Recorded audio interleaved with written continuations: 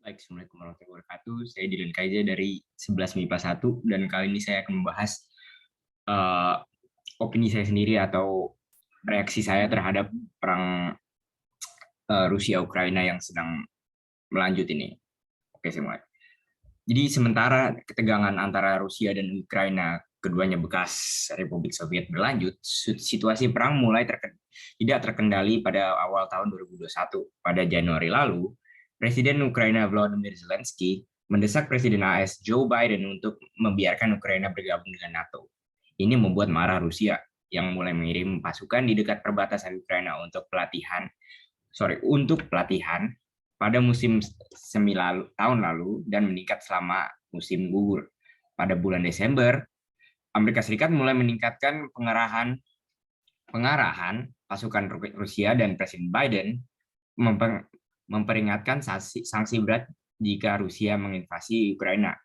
Rusia telah menuntut agar Barat memberikan jaminan yang mengikat secara hukum bahwa NATO tidak akan mengadakan kegiatan militer apapun di Eropa Timur dan Ukraina.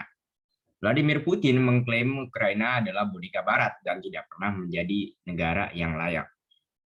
Dalam pendapat saya atau dalam keyakinan saya, perang Rusia-Ukraina ini yang sedang berlangsung adalah perlakuan yang tidak manusiawi karena invasi Rusia ke Ukraina yang merugikan orang-orang di kedua sisi negara. Dengan banyak orang Ukraina kehilangan rumah dan kehidupan keluarga dan orang yang mereka cintai, dan di sisi lain juga, sanksi yang dijatuhkan kepada warga Rusia sangat merugikan perekonomian mereka, sehingga warga Rusia menderita dalam memenuhi kebutuhan sehari-hari.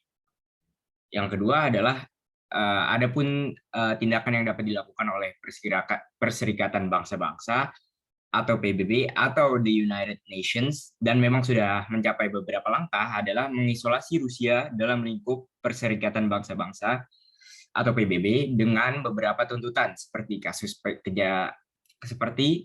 kejahatan perang yang dilakukan oleh Putin dan sanksi ekonomi oleh negara-negara seperti Amerika Serikat, sehingga dapat mendorong Putin untuk benar-benar melakukan negosiasi terhadap negara Ukraina dan berdamai istilahnya.